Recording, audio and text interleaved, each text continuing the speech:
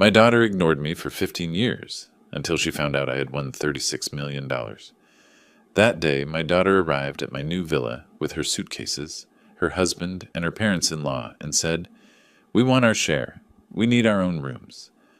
I smiled and did what I should have done a long time ago, and they regretted coming.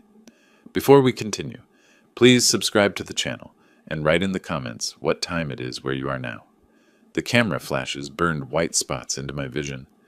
I stood there at the Florida Lottery headquarters in Tallahassee, gripping an oversized check for $36 million, while lottery officials pumped my hand and reporters shouted over each other. My face hurt from the forced smile. "Wilbert, you're the luckiest man in Florida," the lottery official's voice boomed through the microphone. "What's the first thing you'll buy?" I adjusted my grip on the ridiculous cardboard check. The thing was nearly as tall as I was. "Nothing extravagant. I've lived simply for 67 years. That won't change." A reporter in the third row stood waving her recorder. "Do you have family to share this with?" The question landed like a punch. I held my smile. "I have what I need." But the truth twisted in my chest. I had one daughter. Past tense felt more accurate after 15 years of silence. The press conference dragged on for another 20 minutes. Questions about my plans, my background, my retirement from the logistics company, where I'd managed supply chains for 40 years. Every answer I gave became public record. My full name, my face plastered across screens. By Florida law, lottery winners couldn't hide.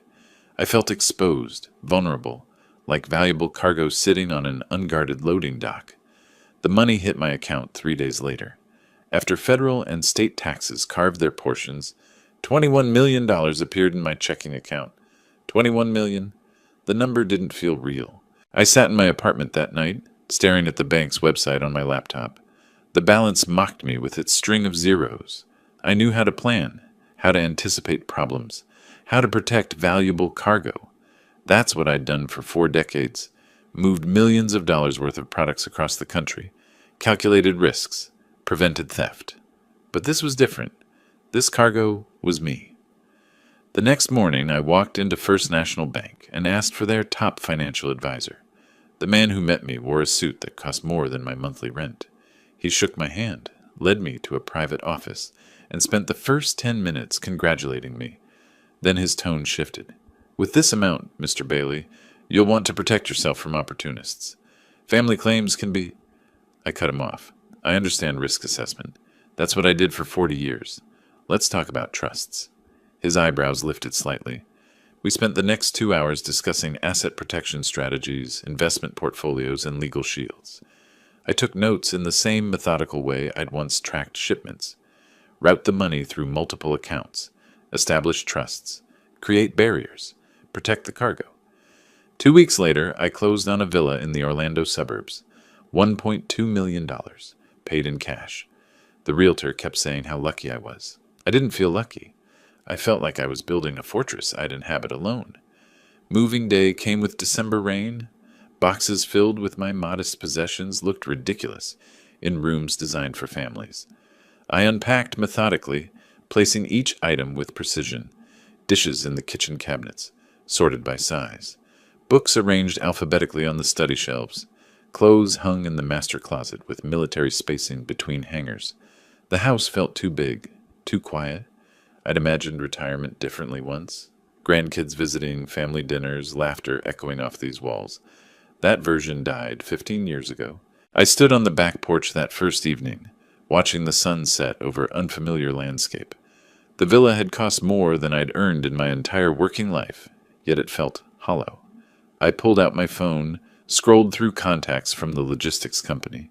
Men I'd worked with for decades. I could call them, invite them over, fill the silence. I put the phone away. What would I say? Come see my millions? Admire my isolation? Lula stopped calling a long time ago. I stopped expecting her to start again. My daughter existed somewhere out there, living a life that didn't include me. I'd made peace with that, or told myself I had. 3 days after I moved in, the local news ran another story. I caught it by accident, flipping channels after dinner. Orlando retiree wins $36 million.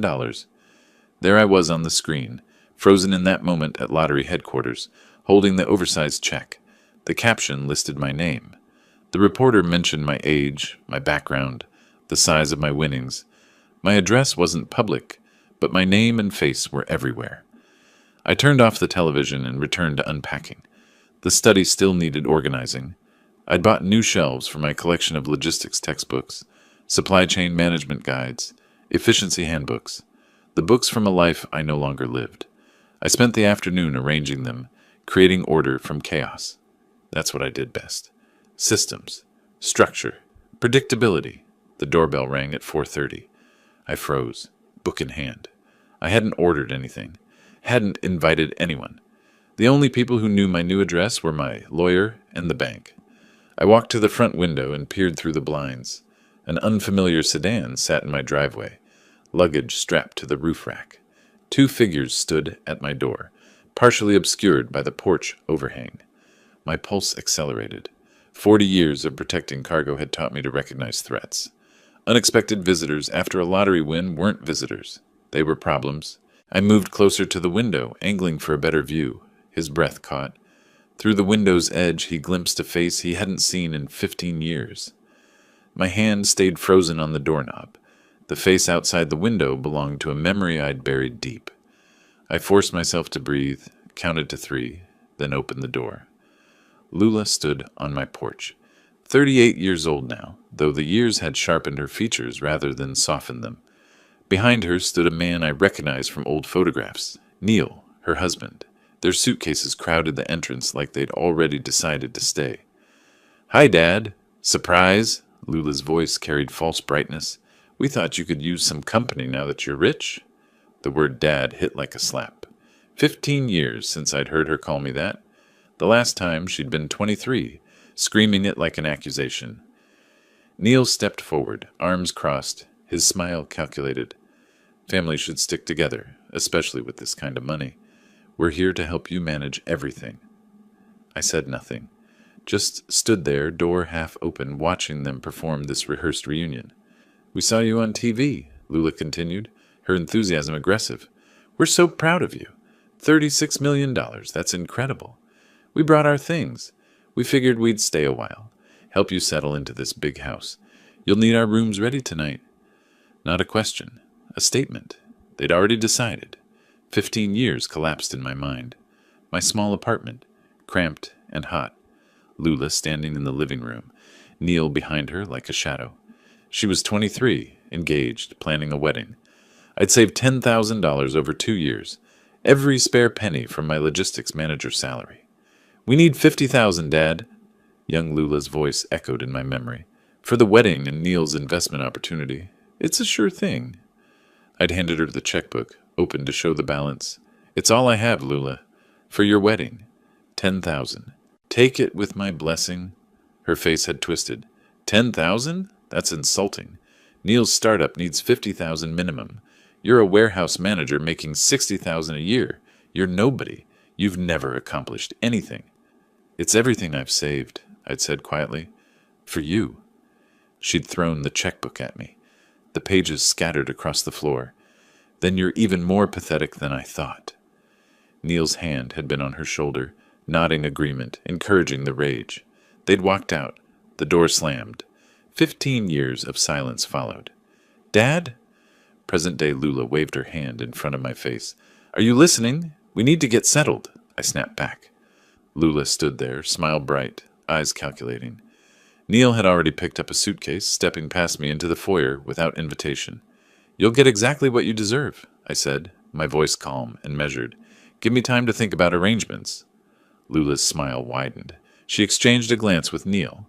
They interpreted my words as agreement, as weakness. Neil carried their luggage inside, his eyes scanning the villa like he was cataloging assets. He paused at the new television, the leather furniture, the modern kitchen visible through the archway, calculating value. Lula walked through the house, opening doors. "This place needs work. The furniture's cheap. When are you upgrading?" She claimed the largest guest room. "This one's ours," then pointed to the second bedroom. "Neil needs office space for his business calls." I followed them silently, hands clenched at my sides, maintaining the careful neutrality I'd learned managing difficult clients.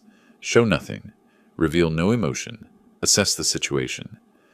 We should talk about getting power of attorney set up, Lula said, testing me. You're not getting any younger, Dad. Someone needs to help you make decisions about all this money. I spent 40 years managing distribution, I said, each word deliberate. I know how to allocate resources, Neil smirked. Look, Wilbert, family takes care of family. You're sitting on millions now. Lula's your only daughter. We should discuss how to distribute resources fairly. We have some ideas about investments. I'll think about what's fair, I interrupted, and let me think. They settled into their rooms, unpacking like they owned the place. I heard them through the walls, their voices carrying. He looks older, Neil said. Frailer. He'll listen to reason, Lula replied. He always does.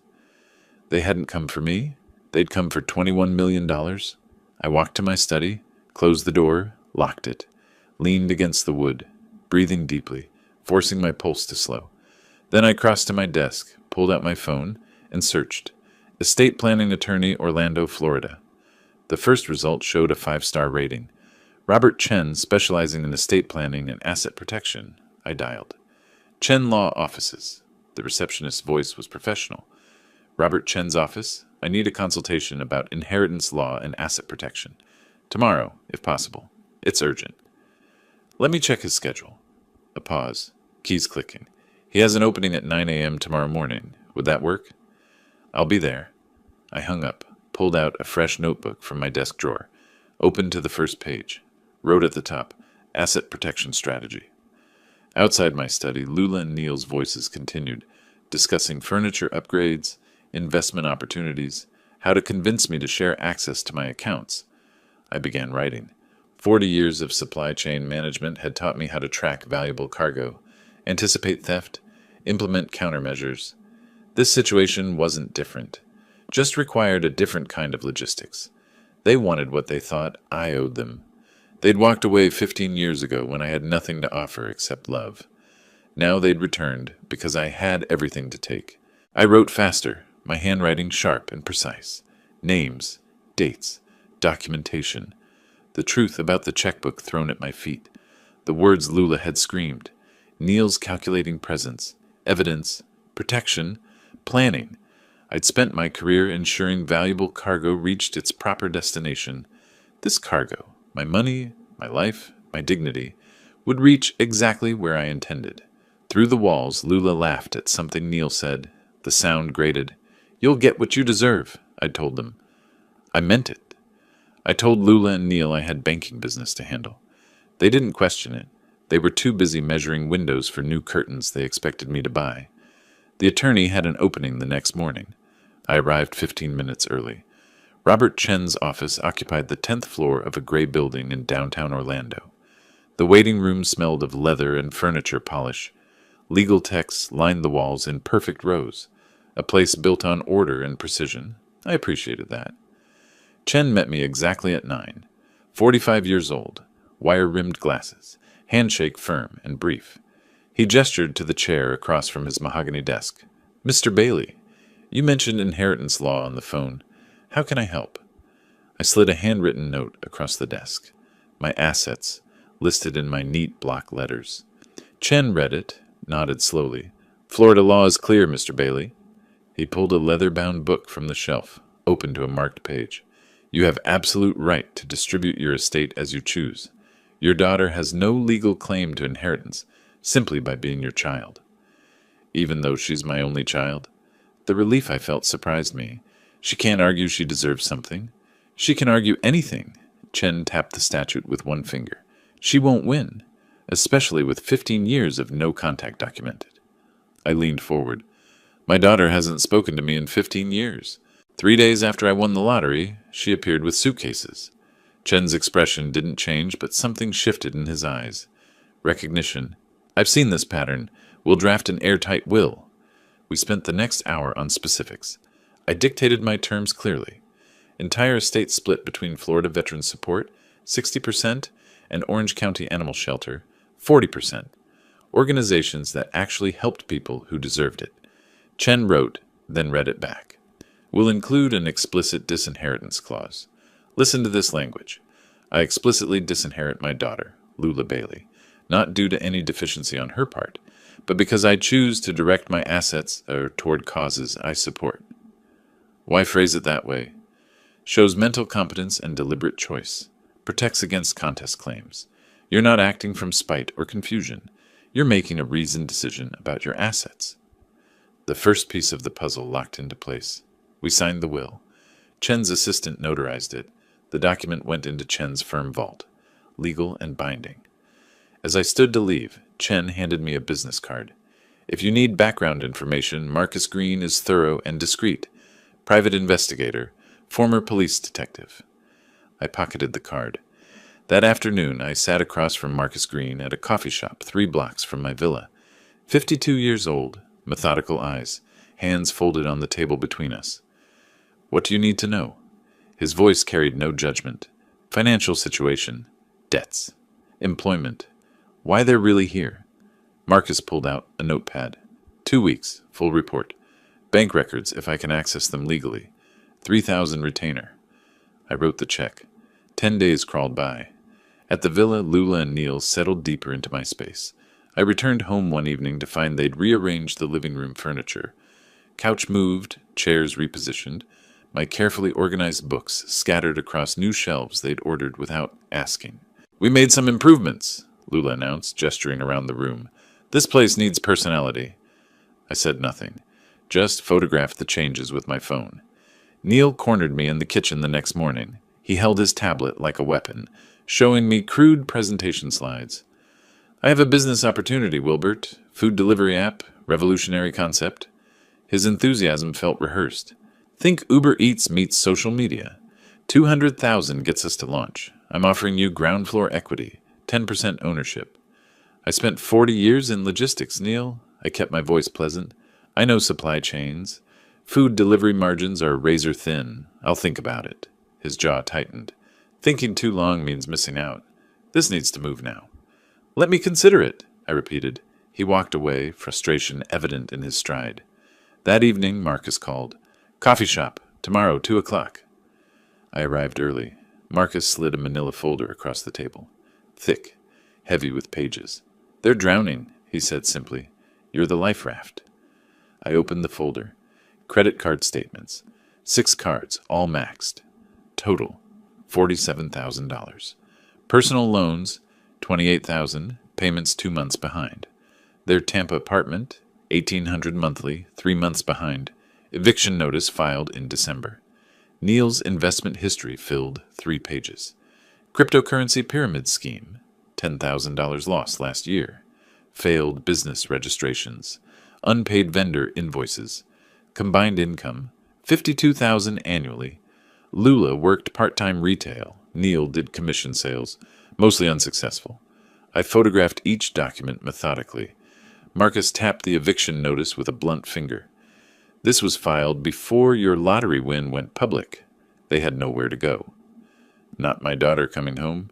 A debtor seeking a bailout. I paid Marcus, thanked him, drove back to the villa. That evening, Lula found me in the study. Dad, I hate asking. Her voice carried false casualness. But we have some unexpected expenses. Could you spot us $5,000 just until next month? Money goes fast, Lula. I met her eyes. I need to budget carefully. This has to last me 20, maybe 30 years. You just won $21 million. Her irritation flashed before the smile returned. 5,000 is nothing. I'll think about it. She left, jaw tight. Late that night, I sat in my locked study, reviewing Marcus's reports. 85,000 in debt. Eviction pending. Failed investments. They didn't come to reconnect. They came because they had nowhere else to turn, and I was supposed to be easy money. I opened a new document on my computer, titled it Documentation Log. Started entering dates, conversations, demands, observations. Every request, every complaint, every moment they revealed themselves. Evidence collection had begun. 3 weeks passed. Mid-February brought warmer weather to Orlando. Lula and Neil grew more comfortable, more demanding. The villa felt smaller, with their presence expanding into every corner. I planned carefully. Friday evening, I prepared dinner, salmon, roasted vegetables, good wine. Set the table formally, called them down from their rooms. They arrived curious, wary. I poured wine, raised my glass, Family is everything. I kept my voice warm, steady. I was wrong to let 15 years pass. Lula, I'm changing my will. You'll inherit 50% of my estate. But you must prove you've changed. Lula's face transformed. Pure joy, quickly controlled. Dad, we have changed. We want to be here. To help you. To be a family again. Neil leaned forward. We appreciate this, Wilbert. You won't regret it. I set down my glass. Wills are permanent documents. Before I sign, the community needs to see you're worthy. 6 months of charity work, consistent involvement, public demonstration of character. Neil's expression soured. 6 months seems excessive for... Lula shot him a sharp look. It's perfectly reasonable, Dad. We're happy to help. Service is important. The trap closed. They'd accepted the bait. Saturday morning, I drove them to Orange County Animal Shelter. Sarah, the volunteer coordinator, greeted us with genuine warmth. 50 years old, practical clothes, kind eyes. Mr. Bailey, wonderful to meet your family. She shook Lula's hand, then Neil's. We always need volunteers. Let me show you around. The shelter smelled of disinfectant and dog food. Kennels lined the walls. Sarah explained the routine, feeding, cleaning, walking, socializing animals waiting for adoption. Lula's smile stayed fixed, but her eyes betrayed her. She stepped carefully around puddles, kept distance from barking dogs. Neil barely touched anything, hands jammed in pockets. Your daughter doesn't seem comfortable with animals, Sarah mentioned quietly to me later. Is she okay? She's adjusting. I played the protective father. This is new for her. Give her time. She'll come around. Sarah's doubt showed, but she nodded. We volunteered 3 hours. Lula cleaned one kennel, moving slowly, grimacing when Sarah wasn't looking. Neil stood nearby, offering useless suggestions rather than helping. I photographed them periodically. Documenting our family time, I explained. They smiled for the camera. In the car afterward, Neil exploded. This is complete nonsense. Cleaning up after dogs for a will that should be ours anyway? You're her father. Lula grabbed his arm. Keep your voice down. $10 million, Neil. 6 months. We can pretend anything for that. I kept driving, watching them in the rearview mirror. We shouldn't have to pretend, Neil grumbled. He owes you. The following week, I arranged their participation in a veterans fundraiser. Hotel ballroom, 200 attendees, local media coverage. Lula and Neil stood beside me greeting donors, smiling for photographers. A reporter approached. Mr. Bailey, it's heartwarming to see you and your daughter reunited. How does it feel having family back in your life? I performed warmth for the camera. It's a blessing. We lost years, but we're making up for it by giving back together. Nothing matters more than family and service. The reporter loved it. The story ran the next day. Lottery winner reunites with daughter. Gives back to community. Perfect. At home, the mask dropped. I overheard them that evening from my study. How much longer do we have to keep doing this? Neil's voice carried through the vents. 4.5 months, Lula answered. Then we're set. Just smile and pretend you care about homeless veterans and shelter dogs. The old man's buying it? Completely. He's so desperate for family, he'll sign anything. We just have to play nice a little longer. I recorded every word on my phone. Florida's one-party consent law meant I could record conversations in my own home. Another piece of evidence filed away. 3 more charity events over the next 2 weeks. Each time, Lula and Neil performed their roles. Each time, they complained privately afterward. Each time, I documented everything. The food bank, where Neil complained about manual labor under his breath. The literacy program, where Lula checked her phone constantly while supposedly helping children read. The park cleanup, where both disappeared for an hour claiming bathroom breaks. Volunteers noticed. Comments filtered back to me. Your daughter seems distracted. The gentleman with you doesn't appear very engaged. Are they really interested in volunteering, or is this for publicity? I defended them publicly, assured everyone they were adjusting, learning, growing into their roles. Privately, I noted every observation, every complaint, every moment of their failure. Late at night in my study, I reviewed videos on my phone, footage from the animal shelter, Lula grimacing while Sarah demonstrated kennel cleaning, screenshots from the veterans event, Neil checking his watch repeatedly while donors spoke, photos from the park cleanup, both of them sitting on a bench scrolling phones while others worked. I saved each file to a folder labeled Evidence Collection. Then I opened a new document, titled it Phase 3, Escalation. Downstairs, Neil's voice drifted up through the floor. How much longer do we have to keep doing this? 6 weeks of charity performances. 6 weeks of documented contempt. They were getting impatient. Perfect. Late March evening, after another food bank shift, Neil found me in the kitchen while I washed my coffee cup.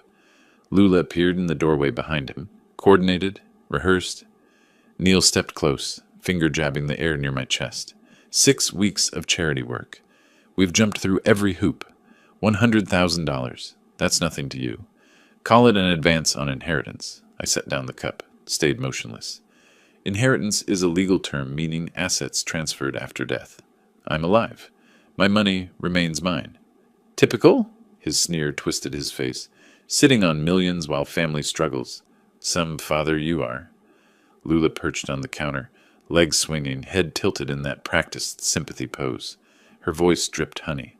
Dad, we've proven ourselves. We've volunteered, done everything you asked. Don't you trust us yet? Trust is earned over years, not weeks.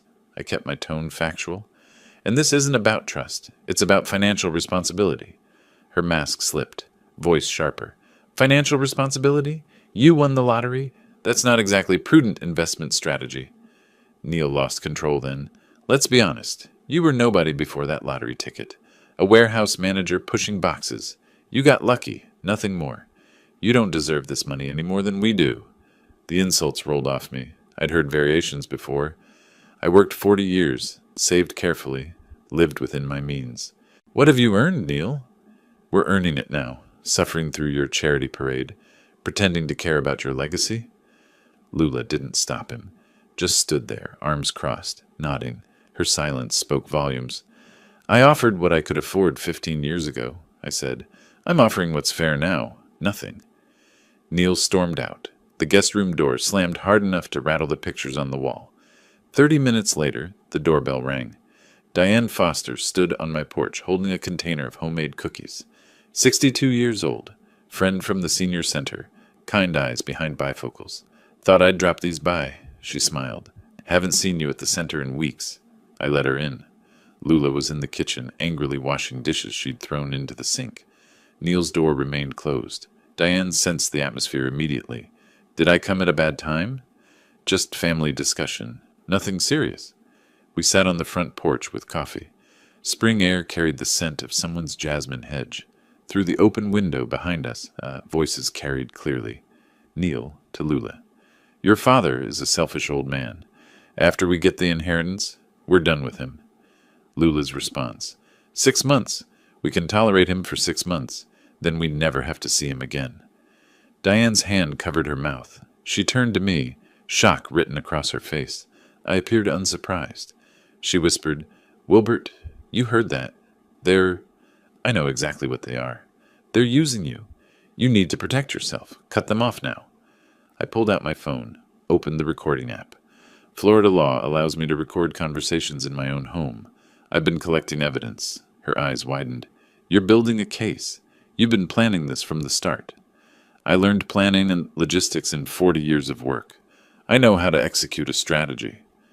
After Diane left, I positioned my phone on the living room bookshelf between 2 books, recording light hidden, angled toward the seating area. Years of logistics optimization taught me efficient placement. I returned to the kitchen where Lula and Neil had emerged. No advances, no loans. I kept my voice level. The will stands as promised. 50% after I'm gone, not before. Neil's laugh came out bitter. After you're gone? And when will that be? The implicit threat hung there. Lula quickly covered. Neil didn't mean that. We're just frustrated. I understand frustration. I met Neil's eyes. You know, statistically, lottery winners don't live long. Stress, sudden lifestyle changes. When will that inheritance actually kick in? Neil means we hope you live forever, Dad. Lula's voice rose slightly. We're just planning for the future, whenever that is. I plan to live a long time. I smiled without warmth. Very long. Decades, hopefully. You might be waiting a while. Neil's jaw clenched. He left the room without another word. Late that night, I sat in my study with headphones, playing back recordings. Neil's insults, failure, nobody, selfish old man. Lula's private admission, tolerate him for 6 months, then never see him again. Neil's veiled threat about my death. I transferred the files to Robert Chen via encrypted email. Subject line, additional evidence of character, March recordings. Every word they spoke tightened the noose they didn't know they were wearing. My phone buzzed at 6:30 in the morning. Unknown number, I answered. Mr. Bailey? This is Patterson and Associates. We represent your daughter, Lula Bailey, in a matter of familial support obligations. I sat up in bed. Go on. Ms. Bailey has retained our services to pursue legal remedies regarding financial support. We're requesting $5,000 monthly support payments, citing Florida filial responsibility statutes. Send me the formal notice. I hung up. They'd hired a lawyer. Escalation as expected. I texted Robert Chen. Opposing counsel made contact. Need meeting today. His response came within minutes. 10 a.m., my office. I told Lula and Neil I had banking business. They didn't question it, too busy celebrating their legal strategy over breakfast in the kitchen. Robert Chen spread the formal letter across his desk. Patterson and Associates letterhead, 3 pages of legal posturing. Weak case, Chen said immediately. Florida filial responsibility laws exist, but rarely apply. They'd need to prove you're legally obligated to support an adult child. You're not. Can they win? No, but they can make noise. Cost you time and legal fees? That's the strategy. Annoy you into settling. I'm not settling, Chen nodded. Then we prepare our defense. I'll draft a response citing your documented generosity 15 years ago, their subsequent abandonment, their recent opportunistic return. We'll mention the charity work requirement you imposed. Shows you're not withholding support capriciously.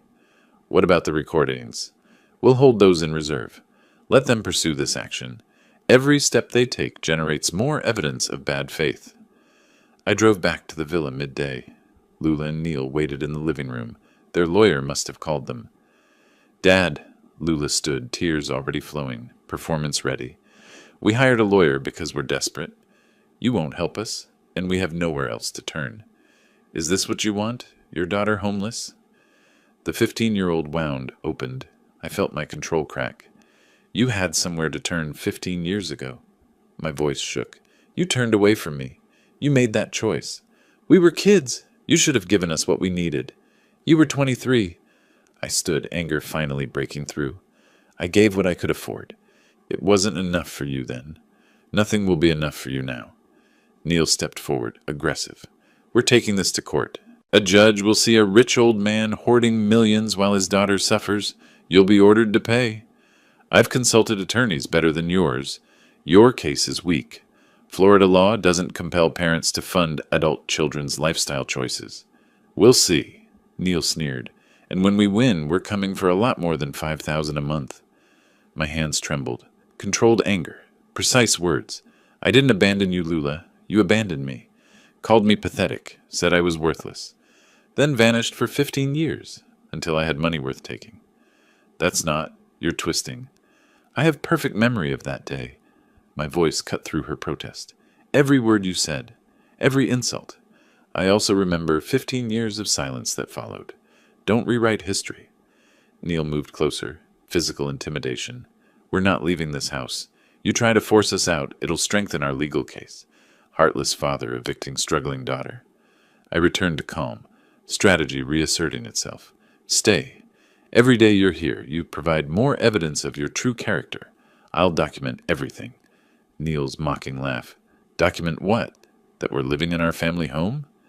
That you're occupying property you have no legal claim to while threatening lawsuits.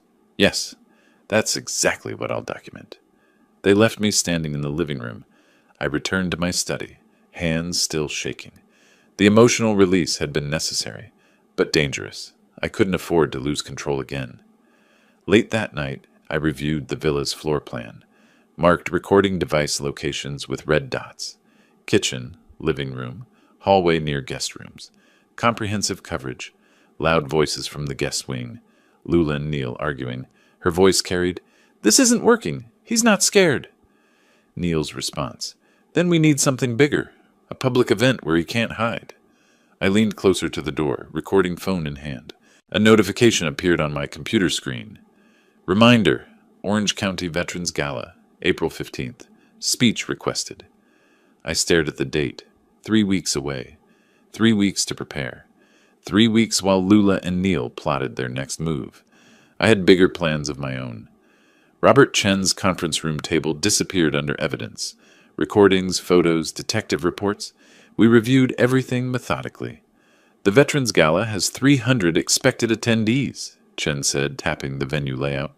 Local media coverage, prominent community members, perfect venue for revelation. I clicked through the presentation on his laptop. Audio clips edited for clarity, photos arranged chronologically, timeline graphics. I want everything public. Their own words, their own actions. No spin, no interpretation, just facts. Once those recordings play publicly, Lula and Neil will retaliate legally. Chen's eyes met mine. Defamation lawsuit, emotional distress claims, everything they can file. Truth is absolute defense against defamation. I have receipts, timestamps, witness corroboration, let them sue. Chen nodded slowly. Then we're ready. I'll have our litigation team on standby for immediate response. 2 weeks before the gala, I found them in the villa living room. I held formal invitations, embossed with gold lettering. I'm being honored at the Veterans Gala for my charitable contributions. I kept my voice warm. Despite our current difficulties, I want my daughter there when I announce my charitable legacy plans. Lula's eyes narrowed. You're announcing the will publicly? In front of everyone? I'm announcing my long-term plans, yes. Family should be present for significant moments. Neil's face lit up. We'll be there. Wouldn't miss it. They thought they'd won. The week before the event, I stood in the Ritz-Carlton ballroom with the AV technician. We tested every audio clip, every transition. Volume levels good here. The technician adjusted speakers. Neil's voice filled the empty ballroom. The old man is nothing without that lottery money. Perfect, I said. May 15th arrived. The Ritz-Carlton Orlando Grande Lakes ballroom glittered with chandeliers. 300 guests in evening wear. Veterans advocates, community leaders, donors. Local news crews set up cameras along the walls.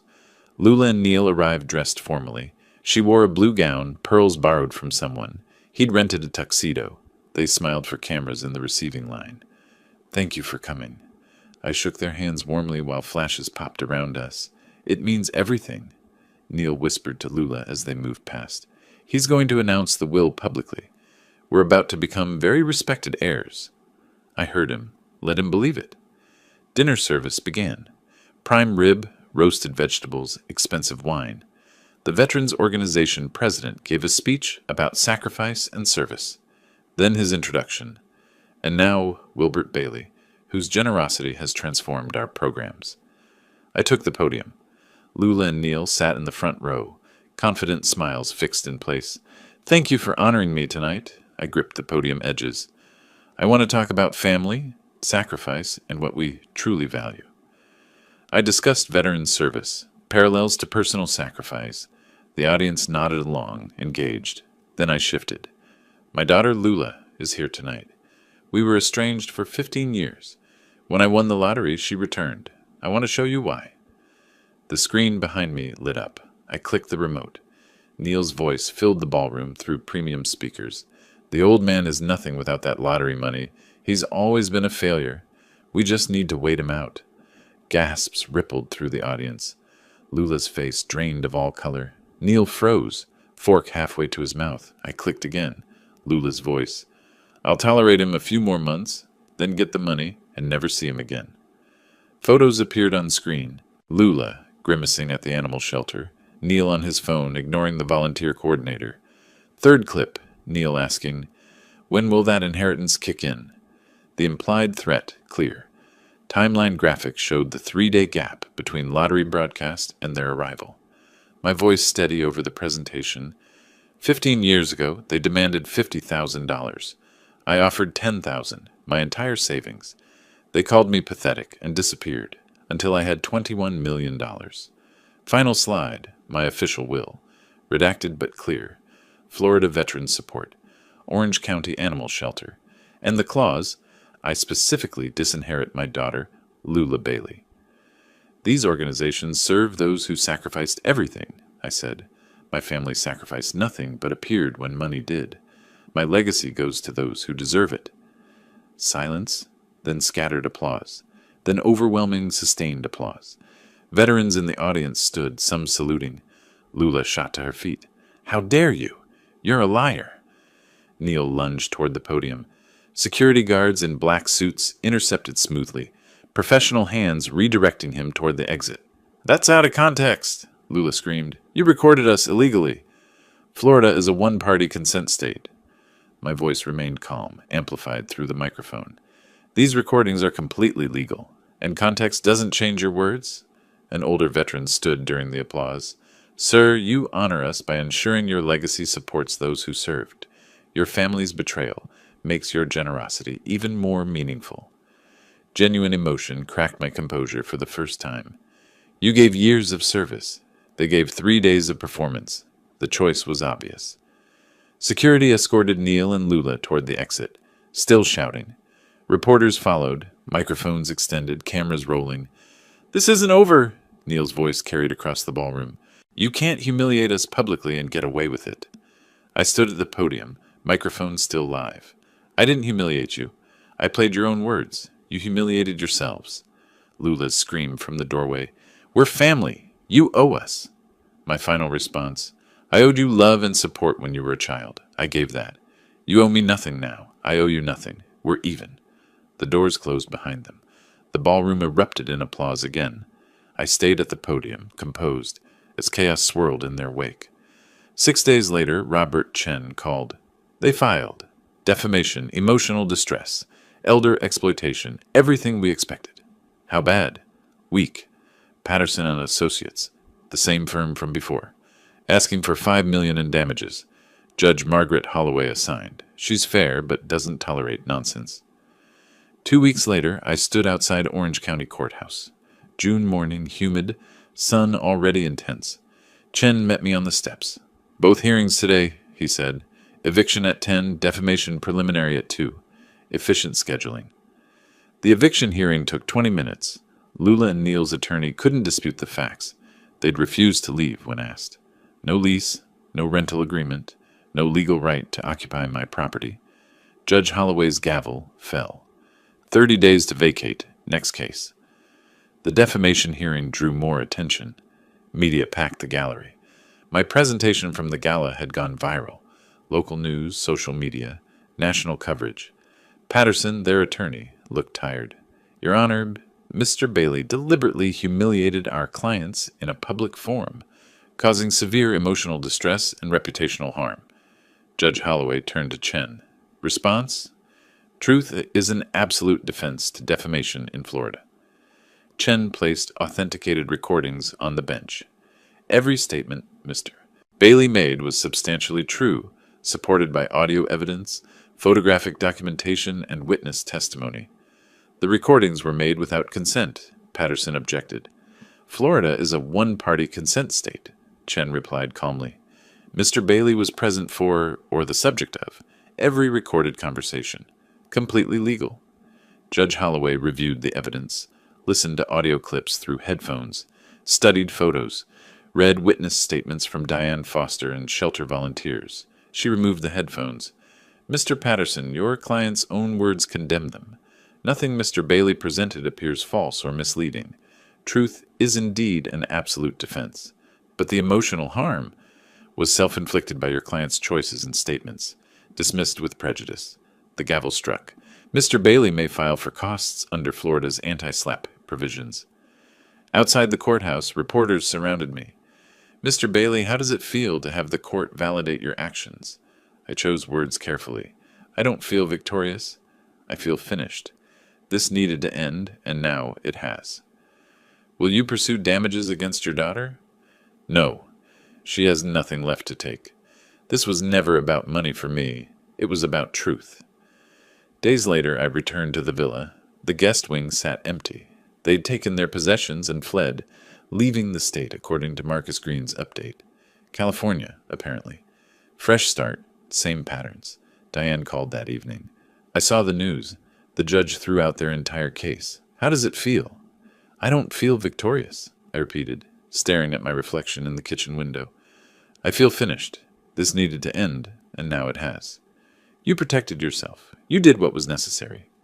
Necessary. That's the right word, not satisfying, just necessary. Late that night, I walked through the empty guest bedroom, found a forgotten photo under the bed. Old picture of young Lula, maybe 8 years old, smiling genuinely. Before money mattered, before demands and insults, before 15 years of silence. I stared at it for a long moment, then placed it face down on the dresser, walked to the window. My own moving truck sat in the driveway. This villa held too many recent memories. I'd found a smaller place, more appropriate for one person, less echo, less empty space. My phone rang. Marcus Green. Update on Lula and Neil, he said. You'll want to hear this, I answered. Go ahead. A month after the court rulings, Marcus called with information I hadn't requested but wasn't surprised to receive. I'd moved into a townhouse by then, smaller than the villa, more appropriate for one person. 2 bedrooms, modest kitchen, patio overlooking a shared garden. The place had character, original hardwood floors, built-in bookshelves, morning light that streamed through east-facing windows, less echo than the villa, less empty space to remind me of what I'd lost, or thought I'd lost. The townhouse sat in a neighborhood where people actually talked to each other. Mrs. Chen next door brought me soup when I moved in. The retired teacher across the street invited me to join his morning walking group. Small kindnesses from people who didn't know about the lottery, didn't care about the money, they just saw a new neighbor. Thought you'd want to know, Marcus said over the phone.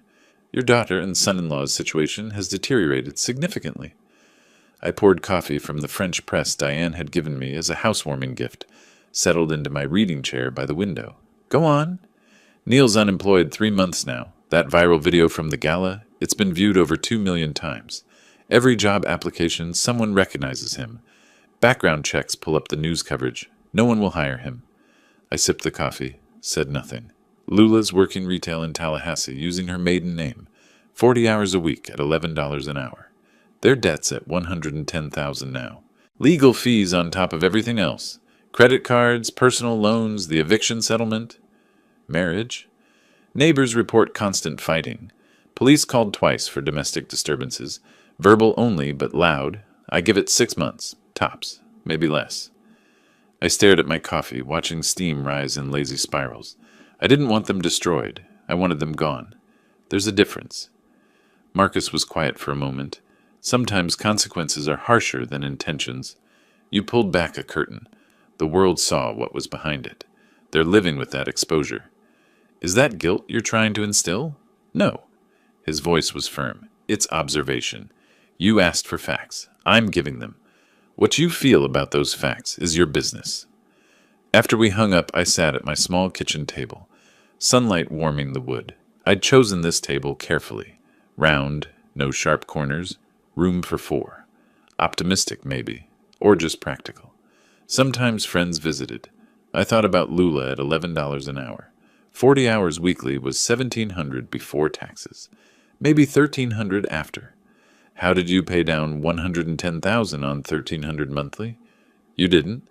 Not in any reasonable time frame. I felt something then. Not satisfaction. Not vindication. Just a hollow sadness that this was how it had to end. 3 days later, my doorbell rang. Late afternoon, July heat finally breaking. I opened the door, expecting a package or maybe Mrs. Chen with more soup. Lula stood alone. No Neil, no luggage, no designer clothes or borrowed jewelry. She wore jeans and a plain t-shirt, both worn but clean. She looked exhausted, thinner, deep circles under her eyes, hair pulled back in a simple ponytail, her hands twisted together nervously. Can I come in? Her voice barely carried. Please, just to talk. I hesitated. Every instinct screamed caution. But curiosity pulled at me, and something older, deeper, residual paternal instinct that 40 years of hurt couldn't completely erase, made me step aside. She entered slowly, like she expected me to change my mind. Perched on the sofa edge, back straight, hands clasped tightly in her lap. I remained standing near the bookshelf, maintaining physical and emotional distance. My hand rested near my phone, just in case. "Dad, I was wrong." Tears started immediately. About everything. 15 years ago, and now. I've been reflecting. The lawsuit, losing everything, Neil leaving, it made me see what I'd become. I watched her perform. 40 years of managing people taught me to spot genuine emotion versus calculated presentation. I stayed silent, let her continue. I was greedy. I used you. I said horrible things. She looked up, tears tracking mascara she'd clearly applied in the car. "You deserved so much better. I don't want your money. I just want my father back. Can we start over? Just as family?" Every father wants to believe their child can change. That's hardwired into us. Some biological imperative that survives betrayal and disappointment.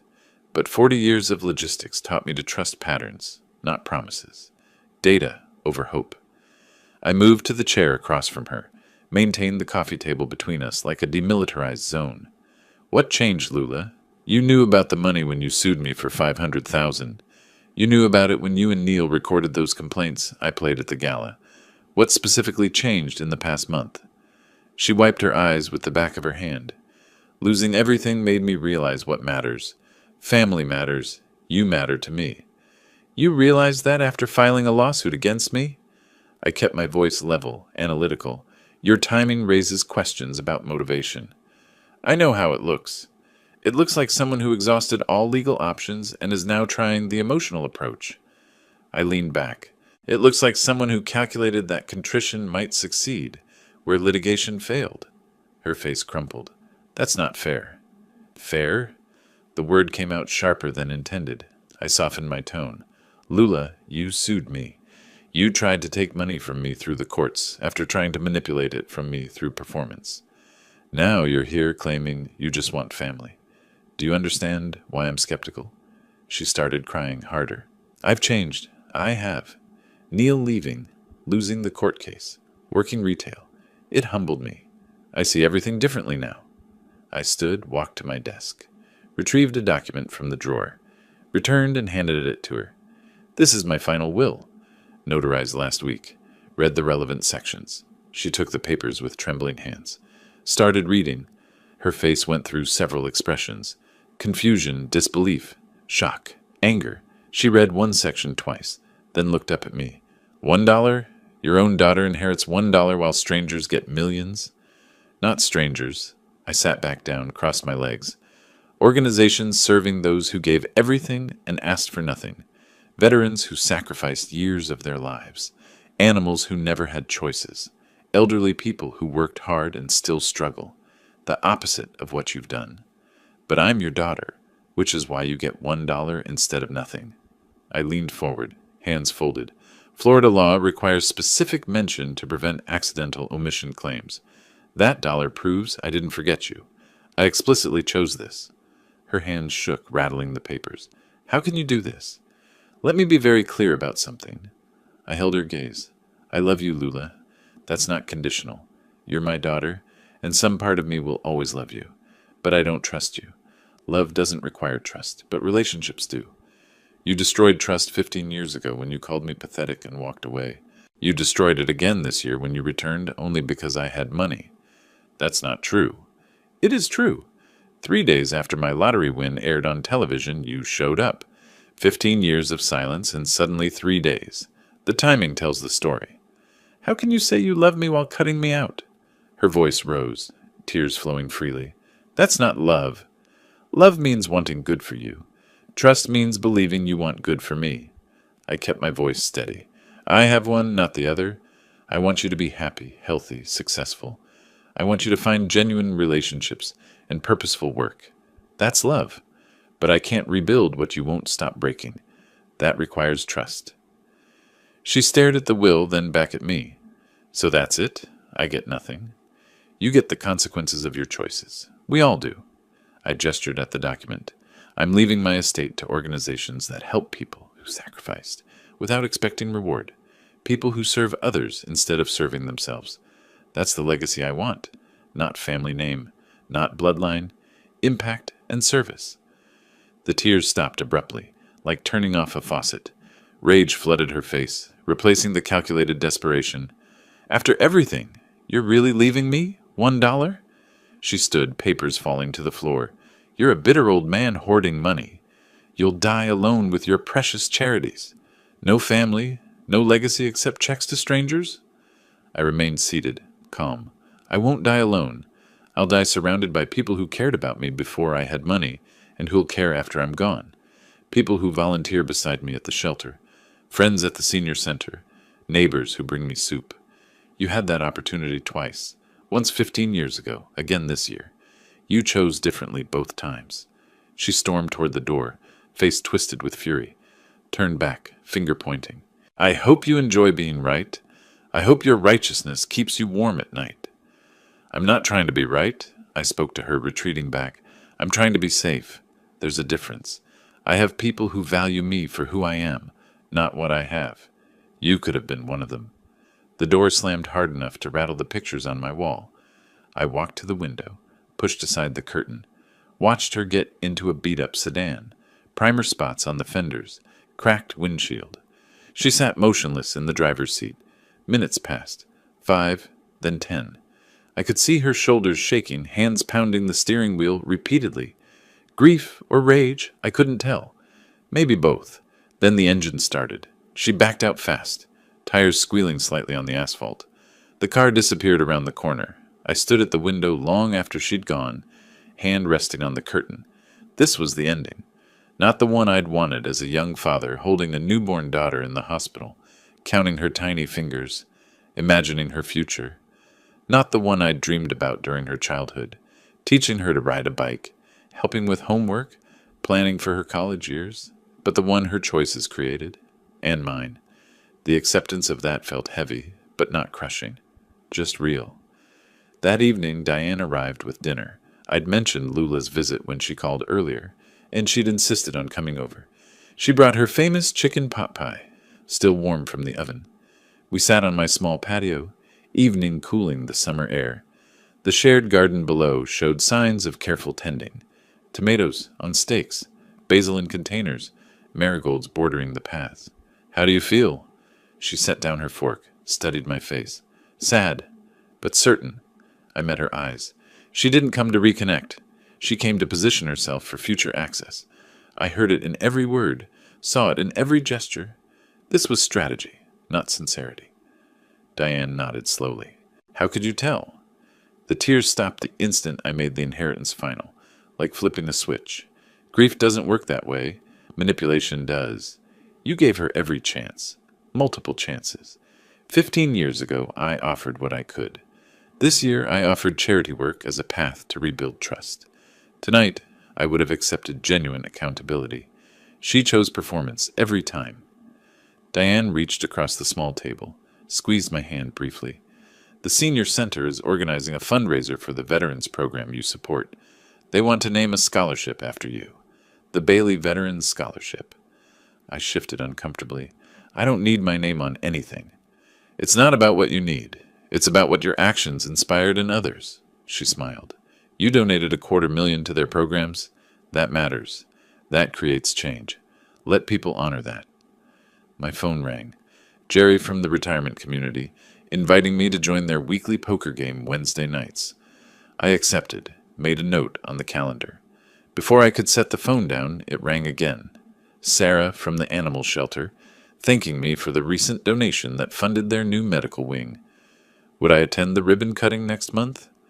After the second call, I looked up to find Diane watching me with knowing eyes. What? I asked.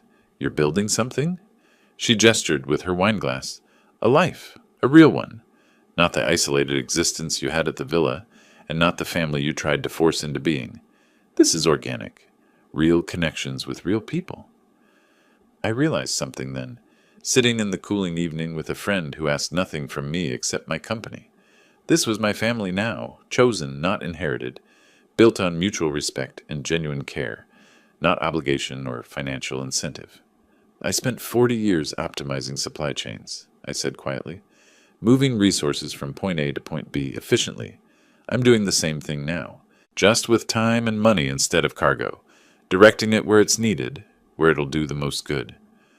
Logistics of generosity, Diane said. Something like that. We sat in comfortable silence as stars emerged one by one above the garden. Somewhere, Lula was driving back to Tallahassee, back to her minimum wage job and mounting debt, back to consequences she'd created. I felt no triumph in that, no satisfaction in her struggle, just the quiet certainty that I'd protected myself while staying true to my values, that I'd drawn necessary boundaries while maintaining my capacity for love, even if that love existed at a safe distance. The evening deepened. Diane gathered the dishes. Same time next week. I'll be here. After she left, I remained on the patio. The townhouse lights glowed behind me, warm and welcoming. My home, my space, built for one but open to many. Earned peace felt different than I'd imagined. Not triumphant, not complete, just sustainable. That was enough. Late August brought cooler mornings and the promise of autumn. I'd developed a routine that felt sustainable, even comforting in its predictability. Coffee on the patio at sunrise, watching the shared garden wake up. Volunteer work 3 days weekly, animal shelter, Tuesdays, Veterans Center, Thursdays, literacy program Saturdays, poker game Wednesday evenings with Jerry and the retirement community group, Sunday brunch with Diane at the corner cafe. Simple, purposeful, mine. The townhouse had become more than just a place to sleep. I'd hung photographs on the walls, not of family, but of moments. The ribbon cutting at the Veterans Center, a group photo from the animal shelter's Volunteer Appreciation Day, a candid shot Diane had taken of me reading to children at the literacy program. These were my people now, my chosen connections. Marcus called one morning while I was reviewing the monthly statements from my financial advisor. The investments were performing well, generating more income than I could spend, which was the point, more to give away. Final update, then I'm closing your file, Marcus said without preamble, professional to the end. Go ahead. Lula and Neil divorced. Papers filed in Tampa last week. Irreconcilable differences, no fault filing. She moved in with her mother in Georgia, Savannah area. He disappeared. California, maybe Nevada, using different names according to my contacts. They're done. Completely. I absorbed this information, waiting for some emotional response. Relief? Satisfaction? Nothing came. Just acknowledgement of facts. Appreciate you keeping me informed, Marcus. One more thing. He paused, and I heard papers rustling. A letter arrived at my office for you. From Lula. Postmarked Savannah, Georgia. Want me to open it? My hand tightened on the phone. Send it. I'll decide whether to read it. Understood. I'll mail it today. Wilbert, he paused again. You did what you had to do. Don't second guess it. I'm not. Good. Take care of yourself. The letter arrived 2 days later in a plain manila envelope from Marcus's office. Inside, a single white envelope addressed in handwriting I barely recognized, neater than I remembered, with careful formation of each letter, almost like she'd drafted it multiple times before committing to final copy. I sat on the patio with it, holding the envelope without opening. Sunlight filtered through the oak tree overhead, dappling the table. Birds sang in the garden below. Mrs. Chen was planting mums in the beds near the walking path. Normal life happening all around me. Diane was due in an hour. We'd planned to visit the new community center, funded partially by my donation, the Bailey Opportunity Center, though I still felt uncomfortable with my name on the building. They'd insisted. Community leaders, veterans, advocates, the city council member who'd championed the project. Your generosity made this possible, they'd said. Let us honor that.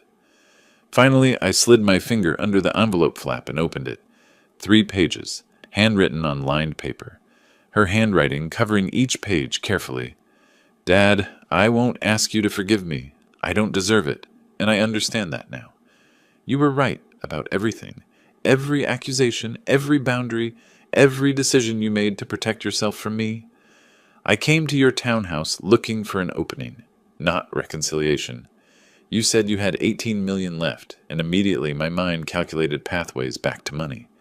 Even in that moment, when I was crying and claiming I just wanted my father back, part of me was strategizing. You saw through it. You always did. Neil and I are done. The divorce finalized last week. It should have ended years ago. We enabled each other's worst qualities, His aggression and my manipulation fed off each other in toxic ways. Apart, maybe we can both become better people. Together, we were poison. I'm living with Mom now in Savannah. She's been kind, which I don't deserve. I'm working retail, a bookstore actually. It's quiet work, gives me time to think. I'm paying down the debt slowly. At my current rate, it'll take about 12 years to clear everything. That seems fair. I created this situation. I should dig myself out. You said you loved me but didn't trust me. I finally understand the difference. Love is what you gave me as a child, the bedtime stories, the help with homework, the college fund you started before I rejected you. Love is what you offered 15 years ago when you gave me your entire savings, even though it wasn't enough for my demands. Love is what you tried to give me this year, despite everything I'd done, setting up that charity work as a path to rebuild something. Trust is what I destroyed. Repeatedly, deliberately. First by calling you worthless and walking away. Then by returning only when you had money. Then by suing you when manipulation failed. I broke trust so many times, I don't even know if it's repairable. I'm not asking for anything, not money, not reconciliation, not even a response to this letter. I'm just acknowledging truth. You protected yourself. You should have. I was dangerous to you. Financially, emotionally, psychologically. You were right to cut me out. The $1 inheritance was perfect, actually. It shows you didn't forget me. You made a deliberate choice. That's somehow better than being completely forgotten. It means you thought about it, weighed the options, and chose this path consciously. There's respect in that, even if it hurts. Maybe someday I'll be someone worth trusting. Not for inheritance. That ship has sailed and I sank it myself. Just for its own sake. Being trustworthy because that's who I should be, not because there's something to gain from it. Mom asks about you sometimes. I tell her you're doing well, living your life, helping people. She says that sounds like the man she remembers from when I was young, before everything fell apart. I won't contact you again. You deserve peace. You earned it through decades of work, through surviving my betrayal, twice, through building something meaningful with your resources. I hope the charities do amazing work. I hope the veterans get the support they need. I hope the animals find good homes. I hope you're happy, Dad. Even if I can't be part of that happiness, I'm sorry. For everything. Those words don't fix anything, but they're true. Lula, I read the letter 3 times, letting each word sink in. Then I folded it carefully, placed it in my desk drawer. Acknowledgement preserved, but not answered. Some doors stayed closed for good reason, even when the person on the other side finally understood why. The dedication ceremony for the Bailey Opportunity Center happened 3 days later. Mid-morning, warm sunshine, the new building gleaming with fresh paint and possibilities. The structure housed both veterans' services and job training programs. My donation had funded the construction, and ongoing support from other donors would sustain operations. Over 100 people attended. Veterans I'd met through volunteer work, some in uniform, others in civilian clothes. Community leaders I'd worked with on various projects. Diane stood beside me as speakers described the program's goals: job placement assistance, counseling services, skills training, educational scholarships. The ribbon cutting felt surreal. Me holding oversized scissors while cameras flashed. People applauding. A plaque unveiled near the entrance. Bailey Opportunity Center, dedicated to service and second chances. Afterward, a young veteran approached, 26 years old, Marine Corps tattoo visible on his forearm, eyes bright with purpose. He shook my hand firmly. Sir, I want to thank you. This program gave me a path forward when I was completely lost. His voice carried conviction. I served 8 years, came home, couldn't find work, couldn't adjust. This place, he gestured at the building. It gave me direction. I start college next month on the Bailey Veterans Scholarship, criminal justice program. I want to help other veterans navigate the system. You earned it through your service, I said. I just moved money around. You did the hard part. Serving, surviving, showing up to rebuild your life. Still, it matters. You matter. He walked away to join his family, young wife, toddler daughter, building his future with tools I'd helped to provide. An older veteran, Vietnam era, approached next. He must have been 70, face weathered but eyes sharp. Mr. Bailey, I read about what happened with your daughter, the news coverage, the court case. He shifted his weight, uncomfortable. I wanted to say, you did the right thing. Family isn't just blood, it's who shows up. Who cares when there's nothing to gain? Your daughter showed you who she was. You believed her. That took courage. Thank you, I managed, throat tight. My son hasn't spoken to me in 20 years. Different reasons, but same result. I used to feel guilty about it. Your story helped me understand. Sometimes love means distance. Sometimes protection requires boundaries. He gripped my shoulder briefly. You gave your resources to people who earned it through service. That's honorable. Don't let anyone make you feel otherwise. The conversations continued. Person after person sharing how the programs had helped them, thanking me for making it possible. Each story reinforced what I'd chosen. Impact over inheritance, service over bloodline, purpose over family obligation. Over the following weeks, I saw the ripple effects multiply. 50 veterans receiving educational funding through the scholarship program. 200 animals finding permanent homes through improved shelter facilities. Medical care, behavior training, adoption support. Elderly community members accessing services they needed. Meal delivery, transportation, social programs preventing isolation. The literacy program expanded to serve 3 additional schools. The food bank bought a refrigerated truck with my donation, tripling their capacity to serve families. The youth mentorship program hired 2 full-time coordinators, supporting at-risk teenagers toward graduation. My lottery winnings, that random stroke of luck, that ticket purchased on impulse at a gas station, was creating waves of positive change that would continue long after I was gone. A legacy built on purpose and impact, rather than family name or genetic connection. One evening in late August, Diane and I sat on my patio, watching the sunset paint the sky in shades of orange and purple. She'd brought wine and cheese, turned our weekly dinner into an impromptu celebration of nothing in particular, just existing together, which had become its own kind of celebration. Second-guessing yourself, she sipped her wine, eyes on the horizon. No, mourning what could have been, maybe, but not questioning what had to be. I watched clouds shift colors as the sun descended. When Lula visited, when she sat on my sofa crying, I saw a calculation in her eyes. The performance. She mentioned 18 million, and I saw her mind working. Computing angles. She wasn't there for reconciliation. She was there for positioning. You gave her every chance. Multiple chances over multiple decades. She made her choices. You made yours. That's not cruelty. It's survival. My phone buzzed. Text from Jerry about Wednesday's poker game. Another from Sarah at the animal shelter about volunteer appreciation dinner next month. A third from the senior center about their upcoming fundraiser. You know what I realized? I set down my wine glass, turned to face her.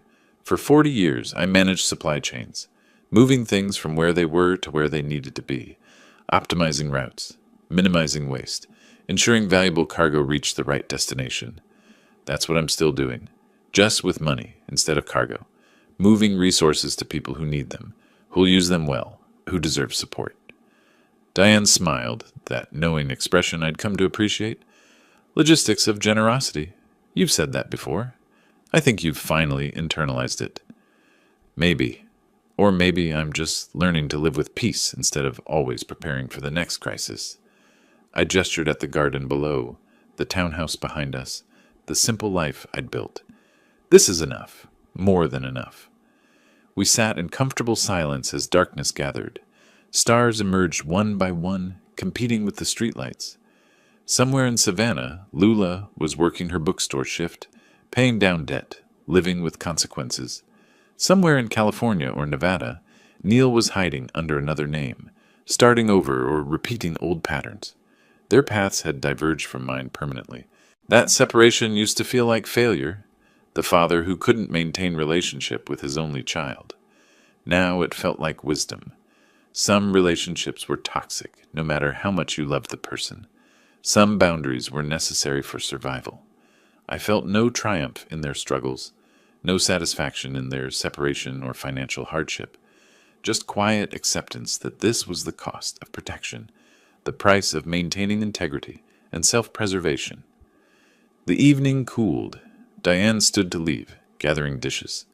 Same time next week, we're organizing that book drive for the literacy program. I'll be there. After she left, I remained on the patio, coffee growing cold in my hand, forgotten. The townhouse lights glowed behind me, warm, welcoming mine. The community garden below showed signs of autumn preparation. Neighbors harvesting late tomatoes, planting fall vegetables, children playing in the pathways between beds. I'd spent 67 years building a life. Lost some of it to choices others made, Lula's rejection, Neil's manipulation, 15 years of estrangement. Rebuild it into something different, something smaller but more meaningful. Not the life I'd imagined as a young father. Not the family dinners or grandchildren visiting or legacy passed through bloodline, but a life nonetheless, purpose-driven, service-oriented, connected to people who valued me for who I was, not what I had. The lottery hadn't brought me happiness. $36 million couldn't do that. I'd learned that lesson quickly. Money amplified who you already were, revealed character rather than creating it. It had given me resources to create purpose, help others, build boundaries, choose family based on mutual respect rather than genetic obligation. That was enough, more than enough. Peace found me here, in this quiet townhouse, with this chosen community, doing this purposeful work. Not dramatic peace, not the triumphant vindication I might have imagined. Just sustainable daily peace, waking up without dread, going to bed without regret, spending days doing work that mattered to people who appreciated it. The letter from Lula sat in my desk drawer. Acknowledgement of truth, apology without expectation of response. I wouldn't answer it. Some doors stayed closed, even when the person on the other side finally understood why they'd been locked. But I also wouldn't throw it away. It represented growth, however late. Recognition of harm caused, acceptance of consequences. That deserved preservation, even if it didn't warrant response. The moon rose over the garden, nearly full. I finished my cold coffee, stood, stretched muscles stiff from sitting. Tomorrow I'd volunteer at the animal shelter. Tuesday's routine. Then Wednesday poker game. Thursday Veterans Center. Saturday literacy program. Simple rhythms. Chosen obligations. Purposeful days. I'd won the lottery and lost my daughter. Gained millions and lost family. But I'd found something else. Community. Purpose. Peace. Finally, if you like this story, please like this video, subscribe to the channel, and share your impressions of this story in the comments. To listen to the next story, click on the box on the left. Thank you for watching.